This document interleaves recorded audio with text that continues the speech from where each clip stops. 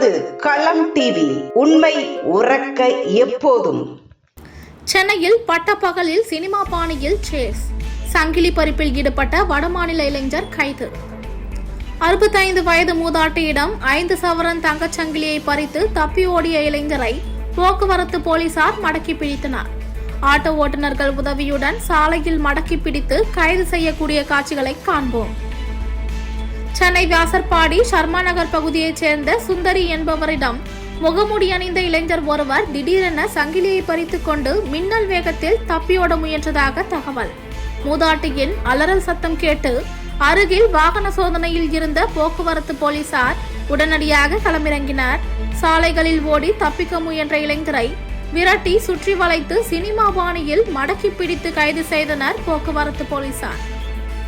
கைது செய்யப்பட்ட இளைஞரிடமிருந்து பறிக்கப்பட்ட 5 சவரன் தங்கச்சங்கிலி மீட்கப்பட்டது. மேலும் உதவி ஆய்வாளர் கிருஷ்ணமூர்த்தி மற்றும் போலீஸ் ஸ்ரீதர் ஆகியோரின் துரித நடவடிக்கையால் குற்றவாளி சில நிமிடங்களிலேயே சிக்கினார். கைது செய்யப்பட்ட நபர் அடுத்த கட்ட விசாரணைக்காக MKB நகர் காவல் நிலைய போலீசாரிடம் ஒப்படைக்கப்பட்டார். சங்கிலி பறித்து தப்பியோடிய கொள்ளையனை சில நிமிடங்களிலேயே மடக்கி பிடித்த போக்குவரத்து போலீசாரின் அதிரடி நடவடிக்கை சென்னையில் பரபரப்பை ஏற்படுத்தியுள்ளது.